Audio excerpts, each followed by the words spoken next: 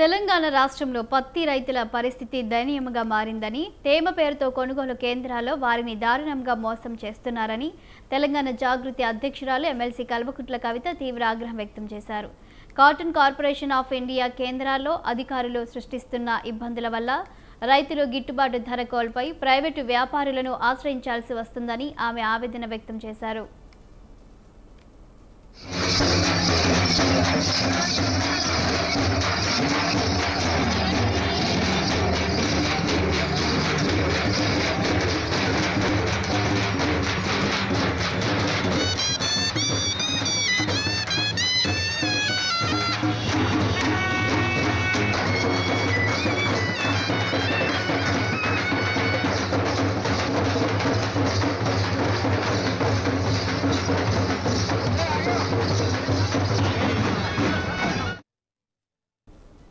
ఆదిలాబాద్ జిల్లాలో చేపట్టిన జాగృతి జనం బాట కార్యక్రమంలో భాగంగా ఆమె జిల్లా కేంద్రంలో పర్యటించారు. తేమ సాకుతో సీసీఐ అధికారులు రైతులను ఇబ్బంది పెడుతున్నారు.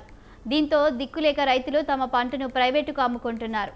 ఈ ప్రాంతంలో బీజేపీకి చెందిన ఎంపీ, ఎమ్మెల్యేలు ఉన్నప్పటికీ రైతులకు ఎలాంటి ప్రయోజనం లేకుండా పోయిందని విమర్శించారు.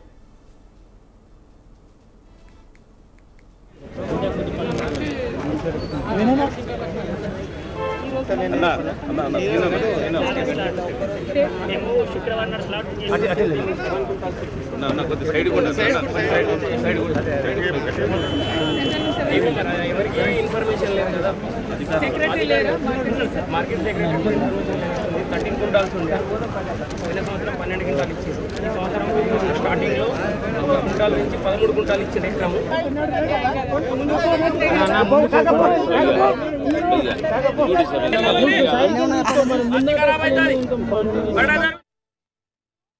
ముఖ్యమంత్రి రేవంత్ రెడ్డి జూబ్లీహిల్స్ లో ప్రచారం ఆపి తక్షణమే రైతుల సమస్యలపై దృష్టి సారించాలని హితవు పలికారు.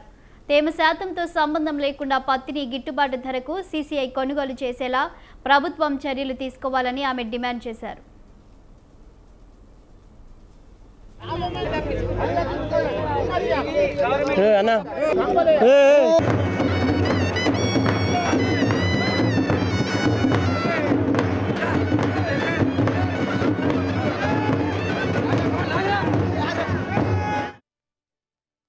అంతకుముందు ఆదిలాబాద్కు చేరుకున్న కవితకు తెలంగాణ జాగృతి నాయకులు, ఆదివాసీలు గుస్సాడి నృత్యాలు, సంప్రదాయ వాయిద్యాలతో ఘన స్వాగతం పలికారు. జిల్లా కేంద్రంలోని ఆదివాసీల ఆరాధ్య దైవం కొమరం భీం విగ్రహానికి ఆమె పూలమాల వేసి నివాళులర్పించారు. అనంతరం స్థానిక రైతులు ఆదివాసీలతో మాట్లాడి వారి సమస్యలను అడిగి తెలుసుకున్నారు.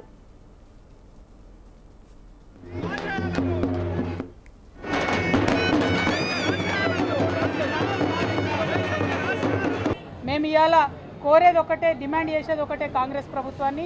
ఇక్కడ ఆదిలాబాద్ పత్తి మార్కెట్లో రైతుల గోస చూస్తుంటే కళ్ళకు నీళ్ళు వచ్చే పరిస్థితి ఉన్నది, కడుపు దరకపోయే పరిస్థితి ఉన్నది. ఒక్కొక్క రైతు ఒక్కొక్క వెహికల్కి 50,000 రూపాయల నష్టంతో మా కండ్ల ముందే ప్రైవేట్ వాళ్ళకి అమ్ముకొని వచ్చి ఇస్తూ ఉంటే ఏమి చేయలేక బాధ అవుతూ ఉన్నది. నేను కోరేది ఒకటే, సీఎం గారిని, మీరు జూబ్లీహిల్స్ ఎన్నికల్లో ప్రచారం చేసింది చాలు. ఆ ఒక్క ఎలక్షన్ గెలిచినా ఓడిపోయినా ఏ పార్టీకి వచ్చేదేం లేదు, ఏ రైతుకు వచ్చేదేం లేదు. కానీ ఆ ఎలక్షన్లు పక్కకు పెట్టి మన రాష్ట్రంలో రైతుల పరిస్థితి ఎట్లుందో దయచేసి సీఎం గారు ఇమ్మీడియట్గా సమీక్ష చేయాలి.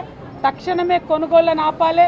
లేదంటే మార్కెట్లో మీరు చెప్పండి 20 నుంచి 25% ఉన్నా సరే తేమ కొనమని చెప్పండి. వాళ్ళు పాపం ఆటోలు కట్టుకొని, ట్రాక్టర్లు కట్టుకొని ఈడి దాకా తీసుకొచ్చారు. వెనక్కి తీసుకుపోరాదు, ప్రైవేట్ వాళ్ళకి అమ్ముకోరాదు, మీరేమో కొంటలేరు. ఇవన్నీ పరిస్థితులు దయచేసి చూడండి. ఒక్క పత్తే కాదు, మక్కకు అదే పరిస్థితి ఉంది, సోయాకు అదే పరిస్థితి ఉంది, వరికి అదే పరిస్థితి ఉంది. ఇదివరకు ప్రభుత్వంలో, బీఆర్ఎస్ ప్రభుత్వంలో తేమ వచ్చినా, బూజు పట్టినా, మొలకలు వచ్చినా కూడా చివరి గింజ వరకు కొన్నాం.